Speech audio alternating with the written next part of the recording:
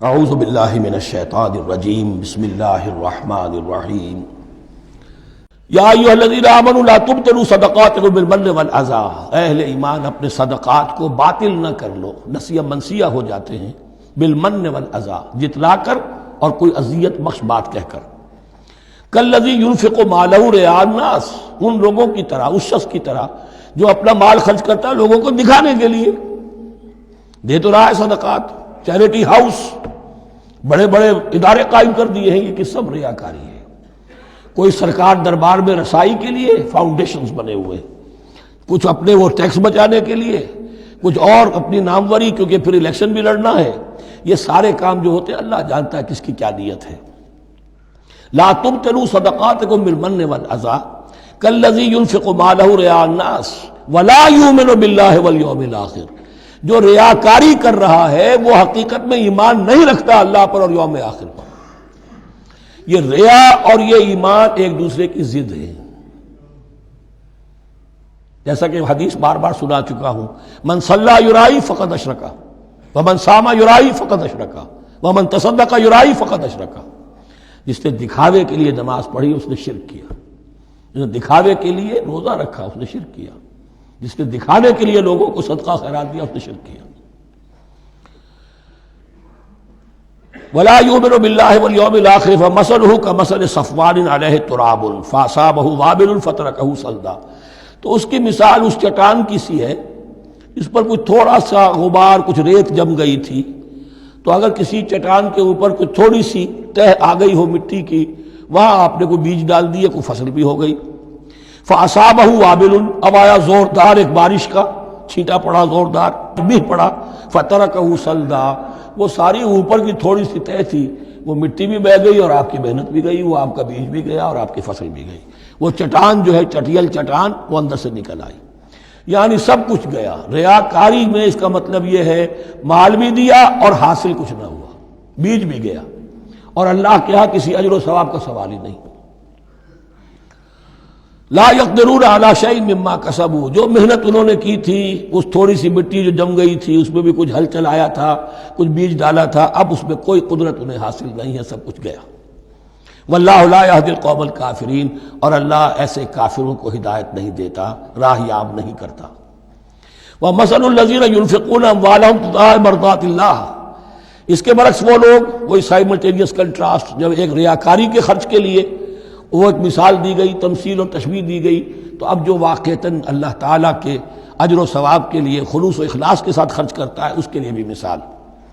وَمَثَلُ الَّذِينَ يُنْفِقُونَ أَمْوَالَهُمْ ابْتِغَاءَ مَرْضَاتِ اللَّهِ، اور مثال ان لوگوں کی جو خرچ کرتے ہیں اپنے مال اللہ کی رضا جوئی کے لیے، خوشی حاصل کرنے کے لیے، وَتَثْبِيتًا مِّنْ أَنفُسِهِمْ، اور اپنے عزم کی پختگی کے ساتھ، اپنے نفس کی پختگی کے ساتھ۔ کمثل جنت، ان کی مثال اس باغ کی ہے، بربوۃ، جو ذرا بلندی پر ہے، باغ ہے، جیسا کہ میں نے عرض کیا نیچرل باغ کا یہی تصور ہوتا تھا، ذرا اونچائی پر جو ہے پلانٹیشن ہے، ندی بہ رہی ہے کوئی دامن میں جس سے خود بخود اس کو اریگیشن ہو رہی ہے۔ کمثل جنت بربوۃ، یہیں سے یہ قادیانیوں نے لفظ ربوہ لے کر اور اپنا وہ شہر بنایا ہے پاکستان میں۔ اصابہ وابل، اب اگر اس باغ کے اوپر زوردار منہ آ جائے، بھی آ جائے، خوب بارش برسے، فآتت اکلھا ضعفین، تو اس کا پھل جو ہے دگنا ہو جائے گا۔ فإن لم یصبھا وابل فطل، اور اگر زوردار میںہ نہ آئے، بارش نہ برسے، تو تھوڑا بہت چھینٹا بھی پڑے گا تب بھی اس کا تو بہرحال پھل جو ہے وہ برقرار رہے گا۔ واللہ بما تعملون بصیر، اور جو کچھ تم کر رہے ہو اللہ تعالیٰ اس کو دیکھ رہا ہے۔ دروں بینی کرتے رہا کرو کہ تم یہ مال جو خرچ کر رہے ہو واقعتاً خلوص دل کے ساتھ، اخلاص نیت کے ساتھ اللہ ہی کے لیے کر رہے ہو، کہیں اس میں کوئی اور جذبہ، کہیں تمہارا غیر شعوری طور پر کوئی جذبہ شامل نہ ہو جائے، تو انٹراسپیکشن ہو، اپنے غریبانوں میں جھانکتے رہو۔ ایود احدکم ان تکون لہ جنۃ من نخیل واعناب تجری من تحتہا الانہار، کیا تم میں سے کوئی شخص پسند کرے گا کہ اس کا ایک باغ ہو اور کھجور کا درخت ہو اس میں، اور انگور کی بیلیں بھی ہوں، اور اس کے دامن میں ندیاں بہتی ہوں، نیچرل اریگیشن بھی ہے، کھجور کے درخت بھی ہیں، اور بیلوں کی ٹٹیاں لگی ہوئی ہیں انگوروں کی، اور انگوروں کی بیلیں ہیں۔ لہو فیہا من کل الثمرات، اس کے لیے اس باغ میں ہر طرح کا میوہ ہے. فاصابہ الکبر، اب اس پر بڑھاپا بھی طاری ہو گیا ہے. وَلَهُ ذُرِّيَّةٌ ضُعَفَاء، اور اس کی اولاد ہے ابھی چھوٹی عمر کی، کم سن ہے، کمزور ہے. فاصابہ اعصار، کہ اچانک اس باغ کے اوپر ایک ایسا بگولا، ایک ایسی آندھی آئی جس میں آگ ہے. فیہ نارن، کوئی ایسا آگ بھری آندھی آئی. فاصابہ اعصار فیہ نار فاحترقت، پورا کا پورا باغ جل کر جلس کر رہ گیا. کذالک یبین اللہ لکم الآیات لعلکم تتفکرون، اس طرح اللہ تعالیٰ تمہارے لیے اپنی آیات کو واضح کرتا ہے تاکہ تم تفکر کرو. یعنی ایک انسان نے ساری عمر سمجھا ہے کہ بڑی میرے نیکی کمائی ہے، میں نے یہ کیا ہے، میں نے فاؤنڈیشن بنایا، میں نے مدرسہ قائم کر دیا، میں نے یتیم خانہ بنا دیا. لیکن یہ کہ اچانک کسی وقت مانو آنکھ کھلے گی، جب آنکھ کھلی گل کی تو موسم تھا خزاں کا، معلوم ہوگا یہ تو کچھ بھی نہیں تھا. یہ تو گویا کہ ایک بگولا آیا سب کو جلا گیا، اس لیے کہ اس میں اخلاص تھا ہی نہیں. اس میں نیت جو ہے اس میں کھوٹ تھا، اس میں ریاکاری تھی، اس میں لوگوں کو دکھانا مقصود تھا.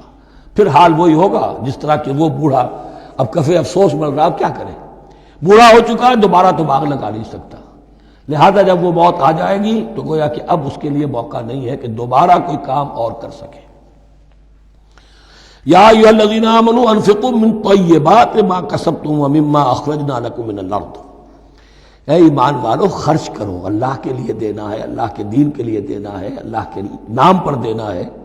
من طیبات ما کسبتم، جو چیز تم نے کمائی ہے اس کی اچھی چیز، پاکیزہ چیز، بہتر چیز. وَمِمَّا أَخْرَجْنَا لَكُم مِّنَ الْأَرْضِ، اور جو کچھ ہم نے نکالا تمہارے لیے زمین سے. اب زمین سے ظاہر بات ہے جو بھی نباتات آ رہی ہے، چاہے وہ کوئی چراہ گاہ ہے تو اس کے اندر سے جو ہے وہ بھی ہریاول ہے تو اللہ نے پیدا کی ہے. کھیت کے اندر آپ نے محنت کی ہے، ہل چلایا ہے، بیج ڈالے ہیں، لیکن یہ کہ فصل کا اگانا تو آپ کے کام ہاتھ نہیں ہے، تو اللہ کے ہاتھ میں ہے. تو جو کچھ ہم نے نکالا ہے تمہارے لیے، وَمِمَّا أَخْرَجْنَا لَكُم مِّنَ الْأَرْضِ وَلَا تَيَمَّمُوا الْخَبِيثَ مِنْهُ، اور اس میں سے ردی مال کا ارادہ نہ کرو. تنفقون، کہ اسے خرچ کر دو. زکوٰۃ دینی ہے، عشر دینا ہے، تو جو ردی چیزیں ہیں، اب بھیڑوں بکریوں کا غلہ ہے، ان میں سے اتنی بکریاں نکالنی ہیں، اتنی بھیڑیں ہیں، تو اب جو ذرا کمزور ہیں، لاغر ہیں، بیمار ہیں، نقص والی ہیں، گنتی پوری کرنی ہے نا. اسی طریقے سے عشر نکالنا ہے تو گندم کا ڈھیر لگا ہوا ہے، اس میں سے کہیں بارش پڑ گئی تھی، وہ نکال دو. ولا تیمموا، تیمم کے معنی یہاں نوٹ کر لیجئے قصد کرنے کے ہیں. ولا تیمموا الخبیث منہ، کہ اس میں سے جو ردی مال ہے، جو ناپسند ہے، اس کا قصد نہ کرو.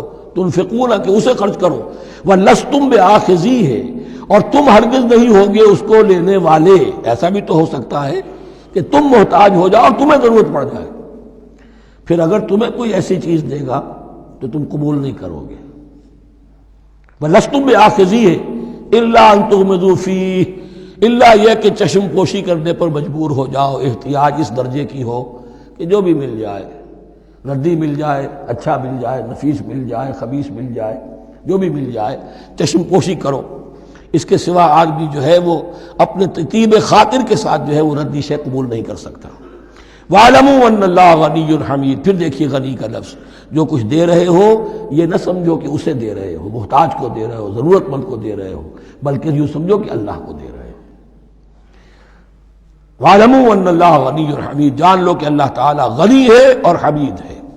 حمید یعنی اپنی ذات میں خود محمود. ایک کسی شے کی اچھائی یا حسن یا کمال ایسا ہوتا ہے جسے ظاہر کیا جائے، دیکھو بھائی اس میں یہ خوبصورتی ہے، اور ایک وہ خوبصورتی ہوتی ہے جو از خود ظاہر ہے. حاجت مشاطہ نیست صورت دل آرام را. تو اللہ تعالیٰ اتنا ستودہ صفات ہے، اتنا محمود ہے اپنی ذات میں کہ وہ خود بخود محمود ہے، اسے کسی حمد کی حاجت نہیں ہے، از خود محمود ہے. صدق اللہ العظیم.